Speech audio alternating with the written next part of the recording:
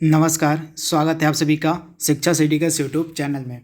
दोस्तों, हमने जो आरआरबी एनटीपीसी और ग्रुप डी के लिए टेस्ट सीरीज स्टार्ट की हुई है उसके भाग 13 को आज के इस वीडियो में हम कंप्लीट करेंगे। तो चलिए वीडियो को स्टार्ट करते हैं और देख लेते हैं कि भाग 13 में हमने कौन कौन से इम्पॉर्टेंट जीके, जीएस और करंट अफेयर्स के 30 प्रश्नों को सम्मिलित किया हुआ है। तो चलिए वीडियो को शुरू करते हैं। पहला प्रश्न हमारा है, हाइड्रोलिक लिफ्ट किस सिद्धांत पर कार्य करती है? मोस्ट इंपॉर्टेंट प्रश्न। तो जो हाइड्रोलिक लिफ्ट है यह किस सिद्धांत पे कार्य करती है? तो पास्कल के नियम पर। तो इसका राइट आंसर आपका क्या हो जाएगा? पास्कल के नियम पर कार्य करती है हाइड्रोलिक लिफ्ट। तो राइट आंसर आपका हो जाएगा ऑप्शन बी। अगला प्रश्न हमारा है, हवाई जहाज का जो उड़ना है वह किस नियम पर आधारित है? सुपर इंपॉर्टेंट प्रश्न। तो हवाई जहाज का उड़ना किस नियम पर आधारित है? तो बर्नौली के नियम पर। तो राइट आंसर आपका हो जाएगा बर्नौली के नियम पर जो है आधारित होता है हवाई जहाज का उड़ना। तो राइट आंसर आपका हो जाएगा ऑप्शन ए।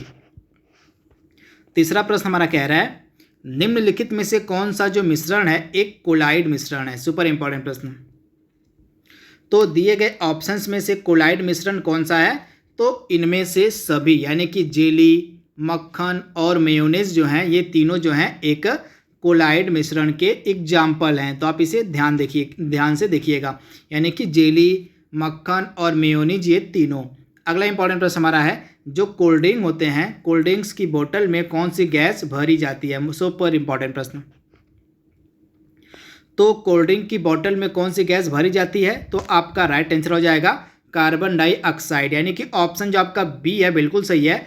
कोल्ड ड्रिंक की बोतल में जो है कार्बन डाइऑक्साइड गैस भरी जाती है। तो राइट आंसर आपका हो जाएगा ऑप्शन बी, कार्बन डाइऑक्साइड। अगला प्रश्न हमारा है, एक शुष्क सेल कैथोड किस सामग्री से बना होता है? तो जो एक शुष्क सेल होती है, उस जो शुष्क सेल कैथोड वाला उसका पार्ट होता है उसका बना होता है तो कार्बन का। तो राइट आंसर आपका हो जाएगा कार्बन। अगला प्रश्न हमारा है, निम्न में से किस अंग को कोशिका का पावर हाउस भी कहा जाता है? मोस्ट इंपॉर्टेंट प्रश्न।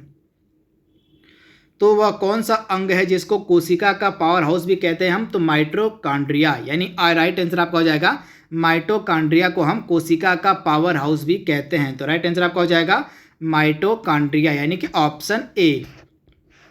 अगला प्रश्न हमारा है, निम्न में से किस रक्त समूह को सार्वभौमिक ग्राही कहते हैं? सुपर इंपॉर्टेंट प्रश्न। तो वह कौन सा रक्त समूह है जिसको हम सार्वभौमिक ग्राही कहते हैं? तो इस प्रश्न का राइट आंसर आपका हो जाएगा ऑप्शन ए बी, यानी कि जो ए बी रक्त समूह होता है उसको हम सार्वभौमिक ग्राही कहते हैं। वहीं अगर हम सार्वभौमिक दाता की बात करें तो सार्वभौमिक दाता किस रक्त समूह को कहते हैं? तो ओ रक्त समूह को हम सार्वभौमिक दाता कहते हैं। तो दोनों आपको पता होना चाहिए। तथा रक्त समूह की खोज किसके द्वारा की गई थी? तो कार्ल लैंडस्टीनर के द्वारा रक्त समूह की खोज की गई थी। अगला प्रश्न हमारा है, इनमें से किसे क्या नाम है इसका? एंटीकोआगुलांट कहा जाता है। नाम अजीब सा है, आप पढ़ लीजिए आराम से। तो एंटीकोआगुलांट किसे कहा जाता है? तो इसका राइट आंसर हो जाएगा आपका हिप्पेरिन को जो है एंटीकोआगुलांट कहते हैं। तो राइट आंसर आपका हो जाएगा ऑप्शन ए। अगला प्रश्न हमारा है, जो प्रणाम योजना है वह किस राज्य से संबंधित है? तो इसका राइट आंसर हमारा है ऑप्शन ए, यानी कि असम की योजना है प्रणाम योजना। तो ऑप्शन जो ए है इसका बिल्कुल सही, आप इसे याद रखिएगा। यह योजना किस उद्देश्य से लॉन्च की गई थी? तो इस योजना का मेन मोटिव था, मेन उद्देश्य था कि असम राज्य के जितने भी कर्मचारी हैं, सरकारी कर्मचारी हैं, उनके बुजुर्ग माता पिता को उनकी ज़रूरत के समय सुरक्षा प्रदान करने के लिए जो है प्रणाम योजना को शुरू किया गया था। अगला प्रश्न हमारा है, हाल ही में चुनाव आयोग के पहले ट्रांसजेंडर सद्भावना राजदूत के रूप में किसे नियुक्त किया गया है? तो चुनाव आयुक्त की जो पहली ट्रांसजेंडर सद्भावना राजदूत बनी, इनका क्या नाम है? तो गौरी सावंत, यानी कि राइट आंसर आपका हो जाएगा गौरी सावंत। अगला प्रश्न हमारा है, भारत के पहले सौर मिशन का क्या नाम है? सुपर इंपॉर्टेंट प्रश्न। तो भारत के पहले सौर मिशन का क्या नाम है? तो आदित्य L1। क्या नाम है? तो आदित्य L1 जो है यह जो है भारत का पहला सौर मिशन है। तो इसका राइट आंसर क्या हो जाएगा? आदित्य L1। अगला इंपॉर्टेंट प्रश्न हमारा है, बाघों की आबादी को दुगुना करने वाला दुनिया का दूसरा नंबर का देश कौन बन गया है? तो सबसे पहले आप जान लीजिए कि बाघों की आबादी को दुगना करने वाला दुनिया का पहला देश कौन सा है। तो पहला देश है नेपाल और दूसरा देश है आपका इंडिया। तो दोनों आपको पता होना चाहिए। बाघों की आबादी को दुगना करने वाला विश्व का पहला देश है नेपाल और भारत दूसरा देश है जिसने बाघों की आबादी को अपने यहाँ दुगना कर लिया है। तो आप इसे ध्यान दीजिएगा। तथा भारत के किस राज्य में सबसे अधिक बाघ पाए जाते हैं, टाइगर पाए जाते हैं? तो हमारा राज्य है मध्य प्रदेश। मध्य प्रदेश में जो है बाघों की संख्या सर्वाधिक है भारत में। अगला इंपॉर्टेंट प्रश्न हमारा है, विंग्स इंडिया 2020 का आयोजन कहाँ किया गया है? तो विंग्स इंडिया 2020 का जो आयोजन यह किया गया है हैदराबाद में। तो राइट आंसर आपका हो जाएगा हैदराबाद। अगला इंपॉर्टेंट प्रश्न हमारा है, निम्न में से नोकिया जो है किस देश की कंपनी? आपको बताना है कि नोकिया जो ब्रांड है मोबाइल का यह किस देश की कंपनी है। तो नोकिया किस देश की कंपनी है? तो फिनलैंड की कंपनी है नोकिया। तो राइट आंसर आपका हो जाएगा फिनलैंड। अगला इंपॉर्टेंट प्रश्न हमारा है, स्वस्थ प्रतिरक्षित यानी कि स्वस्थ इम्यूनाइज्ड भारत के ब्रांड एम्बेसडर के रूप में किसे नियुक्त किया गया है? तो स्वस्थ इम्यूनाइज्ड भारत के ब्रांड एम्बेसडर के रूप में नियुक्त किया गया है करीना कपूर को। तो राइट आंसर हो जाएगा आपका करीना कपूर। अगला इंपॉर्टेंट प्रश्न हमारा है, विश्व वन्यजीव दिवस कब मनाया जाता है? तो विश्व वन्यजीव जो दिवस है यह प्रतिवर्ष 3 मार्च के दिन मनाया जाता है। तो राइट आंसर आपका हो जाएगा 3 मार्च के दिन जो है प्रतिवर्ष आपका विश्व वन्यजीव दिवस मनाया जाता है। अगला प्रश्न हमारा है, आपको बताना है कि निम्नलिखित में से दिया गया भारतीय संविधान का कौन सा भाग है जिसका संबंध डीपीएसपी यानी कि राज्य के नीति निर्देशक सिद्धांतों से है? तो भाग 3 का संबंध आपको पता होना चाहिए। हमारा जो भाग 3 है इसका संबंध है फंडामेंटल राइट्स से यानी कि मौलिक कर्तव्यों से। भाग 4 का संबंध है डीपीएसपी यानी कि राज्य के नीति निर्देशक तत्वों से और भाग 4 का संबंध है आपका मौलिक कर्तव्यों से। तो तीनों आपको पता होना चाहिए।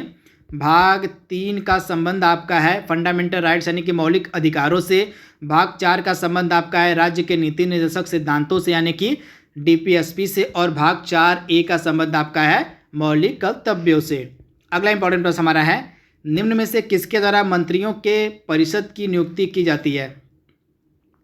तो प्रधानमंत्री के सलाह पे मंत्रियों की जो नियुक्ति है वह की जाती है राष्ट्रपति के द्वारा। तो राइट आंसर हो जाएगा राष्ट्रपति जो है प्रधानमंत्री की सलाह पर मंत्रियों की नियुक्ति करता है। तो राइट आंसर आपका हो जाएगा राष्ट्रपति। अगला इंपॉर्टेंट प्रश्न हमारा है, सैंडल चोटी कहाँ की सबसे ऊंची चोटी है? तो अंडमान और निकोबार द्वीप समूह की जो सबसे ऊंची चोटी है उसको हम सैंडल पीक यानी कि सैंडल चोटी के नाम से जानते हैं।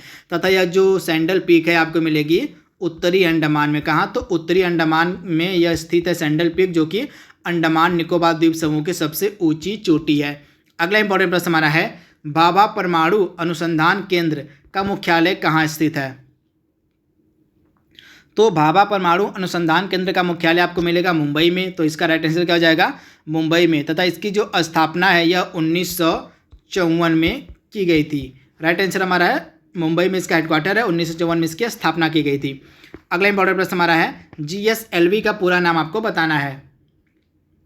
तो जीएसएलवी का पूरा नाम क्या होता है? तो geosynchronous satellite launch vehicle, यानी राइट आंसर हो जाएगा आपका geosynchronous satellite launch vehicle GSLV का पूरा नाम है। अगला इंपॉर्टेंट प्रश्न हमारा है, निम्न में से कौन सा संगठन भारत में ब्याज दरों को नियंत्रित करने का कार्य करता है? तो भारत में जो ब्याज दरें हैं वो कौन नियंत्रित करता है? तो रिजर्व बैंक ऑफ इंडिया, जिसके वर्तमान में गवर्नर हैं शक्तिकांत दास। तो इसे भी आप ध्यान दीजिएगा, शक्तिकांत दास जो हैं ये वर्तमान में रिजर्व बैंक ऑफ इंडिया के गवर्नर हैं। अगला प्रश्न हमारा है, हिंद के तोते के रूप में किसे जाना जाता है? तो हिंद के तोते के रूप में हम किसे जानते हैं? तो अमीर खुसरो। इसका राइट आंसर क्या हो जाएगा? अमीर खुसरो को जो है हिंद के तोते के रूप में जाना जाता है। तो राइट आंसर हो जाएगा आपका ऑप्शन ए। अगला इंपॉर्टेंट प्रश्न हमारा है, स्वतंत्रता के समय इंग्लैंड के प्रधानमंत्री कौन थे? तो स्वतंत्रता के समय इंग्लैंड के प्रधानमंत्री कौन था? तो क्लीमेंट एटली। राइट आंसर आपको हो जाएगा क्लीमेंट एटली जो है 1947 में जब हमें स्वतंत्रता मिली थी उस समय ब्रिटेन का प्रधानमंत्री था क्लीमेंट एटली। अगला इंपॉर्टेंट प्रश्न हमारा है, कुषाण वंश का संस्थापक कौन था? तो कुषाण वंश की जो स्थापना है वह कुजुल कड़फिसेस के द्वारा की गई थी। तो राइट आंसर हो जाएगा आपका कुजुल कड़फिसेस के द्वारा जो है कुषाण वंश की स्थापना की गई थी। तथा यह जो कनिष्क था यह कुषाण वंश का सबसे महान शासक था। अगला इंपॉर्टेंट प्रश्न हमारा है, जो कुचिपुड़ी नृत्य है इसका संबंध किस राज्य से है? तो सबसे पहले आप जान लीजिए, जो कुचिपुड़ी नृत्य है एक शास्त्रीय नृत्य है। कौन सा नृत्य है? तो यह एक क्लासिकल डांस यानी कि शास्त्रीय नृत्य का उदाहरण है जो कुचिपुड़ी है, तथा यह आंध्र प्रदेश राज्य से जुड़ा हुआ है। तो इसका राइट आंसर क्या हो जाएगा? Andhra Pradesh, option A. अगला प्रश्न हमारा है, कोणार्क सूर्य मंदिर किस राज्य में स्थित है? तो इसका राइट आंसर हमारा हो जाएगा कोणार्क जो सूर्य मंदिर है, सबसे पहले आप जान लीजिए इसको ब्लैक पैगोडा के नाम से भी जानते हैं। किस नाम से? तो कोणार्क सूर्य मंदिर को इसको हम कहते हैं ब्लैक पैगोडा, तथा यह किस राज्य में है? तो यह आपको मिलेगा उड़ीसा में। कहाँ? तो उड़ीसा में आपको मिलेगा जो है कोणार्क का सूर्य मंदिर, तथा यह भारत का पहला सूर्य मंदिर है जो पूरी तरह से सौर ऊर्जा से संचालित होने लगा है। तो इसे भी आप याद रखिएगा, सौर ऊर्जा से संचालित होने वाला भारत का पहला मंदिर भी है कोणार्क सूर्य मंदिर। अगला इंपॉर्टेंट प्रश्न हमारा है, गतिरोध शब्द का जो प्रयोग है किस खेल में किया जाता है? तो गतिरोध शब्द का जो प्रयोग है यह किस खेल में किया जाता है? तो राइट आंसर आपका हो जाएगा शतरंज में जो है गतिरोध शब्द का प्रयोग किया जाता है। तो राइट आंसर आपका हो जाएगा गतिरोध शब्द का जो प्रयोग है वह शतरंज में किया जाता है। अगला इंपॉर्टेंट प्रश्न हमारा है, जो क्षुद्र ग्रह होते हैं जिसको हम एस्टेरॉइड के नाम से भी जानते हैं, आपको बताना है किन दो ग्रहों के मध्य जो है क्षुद्र ग्रह पाए जाते हैं। तो जो एस्टेरॉइड्स होते हैं, जो क्षुद्र ग्रह होते हैं, आपको मिलेंगे मंगल ग्रह और जो आपका बृहस्पति ग्रह है। इन दोनों के मध्य आपके मिलेंगे छोटे छोटे जो होते हैं आपके क्षुद्र ग्रह। तो इसे भी आप ध्यान दीजिएगा, मंगल ग्रह और बृहस्पति ग्रह के मध्य में आपको मिलते हैं क्षुद्र ग्रह, जिनको हम इंग्लिश में कहते हैं एस्टेरॉइड्स। आज का लास्ट प्रश्न हमारा है, डोंग आपको बताया, टोंग नहीं, यहाँ पे डोंग होगा। तो डोंग किस देश की ऑफिशियल करेंसी है? तो जो डोंग है यह किस देश की ऑफिशियल करेंसी है? तो वियतनाम की ऑफिशियल मुद्रा को हम कहते हैं डोंग, तथा वियतनाम की राजधानी क्या है? तो हनोई जो है वियतनाम की राजधानी है। ईरान की जो नई मुद्रा है उसको कहते हैं हम टोमान। क्या है? टोमान जो है ईरान की नई मुद्रा है, तथा ईरान की राजधानी है तेहरान। तथा यूएई की मुद्रा क्या कहते हैं? दिरहम। क्या है? तो दिरहम जो है यूनाइटेड अरब अमीरात की ऑफिशियल करेंसी है। तो ये सभी जानकारी आपके दिमाग में होनी चाहिए। तो दोस्तों, हमने जो टेस्ट सीरीज स्टार्ट किया उसके भाग 13 को हमने कंप्लीट कर लिया है। जल्दी मिलेंगे हम आपसे इसके भाग 14 में। तब तक के लिए thank you, thanks for watching, thank you.